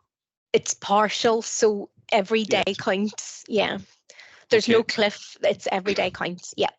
What I wanted to know, I suppose, just very basically, am I entitled now that I hit over the 85-year rule? Would I be entitled, and I don't want to apply for redundancy and get the full entitlement, or what way would I be? If your employer makes you redundant, then yes, you will have no reductions. Sure. So it doesn't even matter what your 85-year rule protections are, because you will have no reductions at all applied to your benefits in the event of redundancy.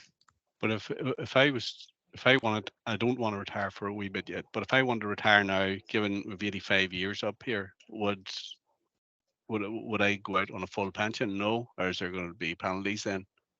There wouldn't be any penalties, but if you mean full pension, as in the pension that we are projecting up to your state pension age, that's not what gets paid in the event of a redundancy. That would only be paid in the event of a tier 1 ill health. In the event of redundancy, you have what you've built up till the point in time you're made redundant. We just don't apply reductions to it. So it's not quite your full pension in that it doesn't project forwards, but you just don't have the reductions applied. No, I know that. I don't intend to go maybe for another 2 or 3 years, but I just thought with the 85-year rule, if you were going to get your full pension with no penalties. Yeah. No, so that's not right. That's all right, Ruth. Thank you. All right, thank you. Ruth, the other thing I've sent an email in.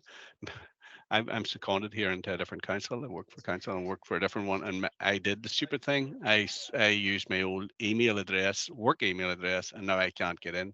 But I have sent a request through, if you could see it, to my personal, see if I can get it, and if someone can. I'll keep an eye out for that. If you don't hear from us in the coming days, give me a shout next week, and I'll sort it out for you. Ruth, top rate. Thank you now. All right, thank you. Yeah, all right. Thanks. Linda Preston, would you like to ask me a question? Yes, Ruth, thank you very much. My question is also around the 85-year rule. I joined the scheme in 1990. Yeah. So I would be hoping to go prior to my 60th birthday. Yeah. But I did have a number of years where I worked part-time because of caring responsibilities.